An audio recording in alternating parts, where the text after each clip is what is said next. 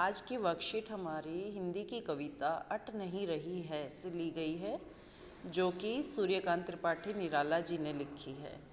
इस कविता की वर्कशीट हम पहले भी कर चुके हैं, कविता को भी पढ़ चुके हैं, तो ये हमारी रिवीजन वर्कशीट है, पुनरावृत्ति है।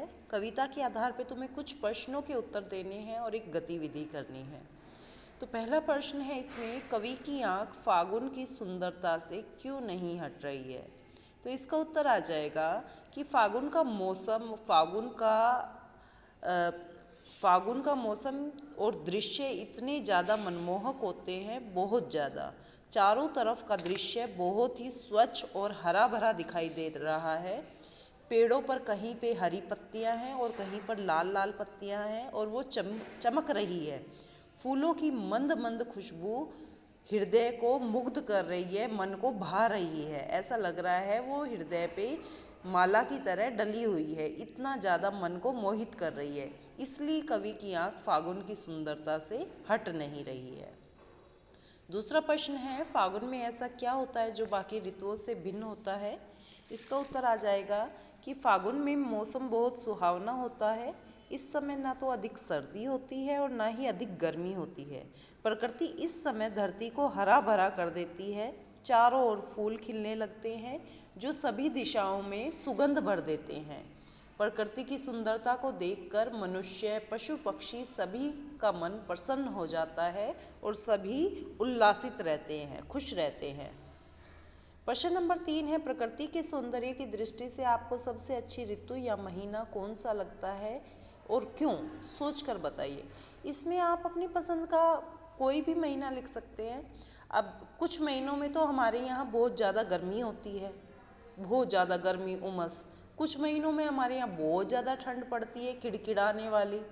तो ज़रूरी नहीं है कि सबको जो है गर्मी पसंद आए या सबको सर्दी पसंद आए या सबको शरद ऋतु पसंद आए या सबको फागुन ऋतु पसंद आए। तुम्हें जो ऋतु पसंद आती है वो लिखोगे और उसके बारे में लिखोगे कि क्यों अच्छी लगती है। मान लो किसी को ये जो अब चल रही है ये अब शरद ऋतु है, जब हल्की हल्की ठंड होने लगती है, मौसम सुहावना होने लगता है, तो किसी को मान लो ये ऋतु पसंद है तो वो उसके कारण दे सकते हैं कि पसीना नहीं आता, ज़्यादा पानी नहीं पीना पड़ता और एसी पंखे नहीं चलाने पड़ते और कंबल ओढ़ना पड़ता है। हल्की हल्की ठंड में अच्छा लगता है गरम गरम खाना खाना, गरम गरम पकवान खाने, कुछ भी लिख सकते हो।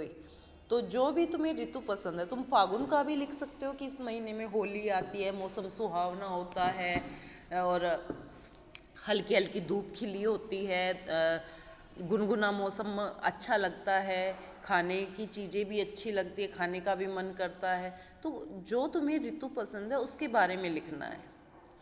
प्रश्न नंबर 4 है, पत्तों से लदी डाल, कहीं हरी कहीं लाल, कहीं पड़ी है उर्में मंद गंध पुष्पमाल। इसका भाव स्पष्ट करना है। तो इसके बारे में हम लिखेंगे पहले तो कि इसमें सूर्यकांत त्रिपाठी निराला जी ने प्रकृति की सुंदरता का वर्णन करते हुए पेड़ों की सुंदरता का वर्णन किया है कि पेड़ों पे सारी डालियां भर गई हैं, पत्तों से भर गई हैं और कहीं पे हरी हैं पत्तियां, कहीं पे बिल्कुल गाढ़ी हरी, कहीं हल्की हरी, कहीं लाल लाल कोपले हैं और कहीं कहीं पर फूल खिले हुए हैं। तो वो ऐसे लग रहे हैं, फूलों की खुशबू बहती हुई ऐसे लग रही है जैसे पेड़ों के हृदय पे पुष्पों की माला पड़ी हुई हो और वो मन को भा रही है, हृदय को चुरा रही है, हृदय को मनमोहक लग रही है। ठीक है, तो यहाँ पे हम इसका ये अर्थ लिख देंगे। प्रश्न नंबर 5 है, गतिविधि, प्रकृति सौंदर्य पर एक सुंदर सी कविता की रचना करनी है। इस गतिविधि में आप अपने शिक्षकों व माता पिता की सहायता ले सकते हैं।